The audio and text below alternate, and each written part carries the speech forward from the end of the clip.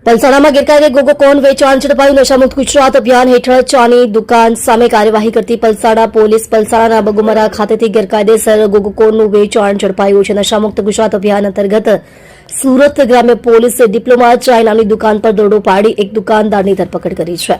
ગુજરાત સરકારના ગૃહ વિભાગ દ્વારા રાજ્યને નશામુક્ત બનાવવા માટે કડક જાહેરનામું બહાર પાડવામાં આવ્યું છે.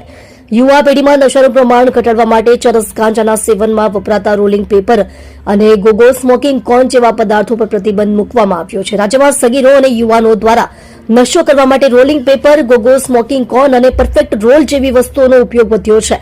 આ પદાર્થોમાં titanium oxide, potassium nitrate, artificial dye, calcium carbonate અને ક્લોરીન બ્લીચ જેવા ઝેરી તત્વો હોય છે, જે માનવ સ્વાસ્થ્ય માટે અત્યંત હાનિકારક છે.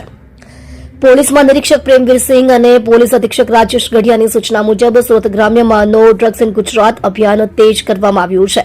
બારડોલી વિભાગના વિભાગીય પોલીસ અધિકારી એચ.એલ. રાઠોડ અને ઇન્સ્પેક્ટર બી.ડી. ચિલરિયાના માર્ગદર્શન હેઠળ સર્વેલન્સ સ્ટાફની ટીમોએ પાન પાર્લર અને ચાની દુકાનો પર ચેકિંગ હાથ ધર્યું હતું. આ ચેકિંગ દરમિયાન પલસાણા પોલીસ સ્ટેશન વિસ્તારના બગુમરા ગામે જોડવા પાટિયા પાસે આવેલી ડિપ્લોમા ચાય નામની દુકાનમાં તપાસ કરતા ત્યાંથી પ્રતિબંધિત કમ્ફર્ટ ગોગો કંપનીના બ્રાઉન પેપર કોન મળી આવ્યા હતા. પોલીસે 59 નંગ ગોગો સ્ટીક, જેની કિંમત આશરે 885 છે, તે કબજે કરી હતી. જાહેરનામાનો ભંગ કરવા બદલ આરોપી મોનુ કૌશલ પાંડે, ઉંમર વર્ષ 20, રહે 403 શિવસાગર સોસાયટી, દસ્તાન, તાલુકો પલસાણા વિરુદ્ધ ભારતીય ન્યાય સંહિતા 2023ની કલમ 223 મુજબ ગુનો નોંધી કાયદેસરની કાર્યવાહી કરી ધરપકડ કરવામાં આવી છે.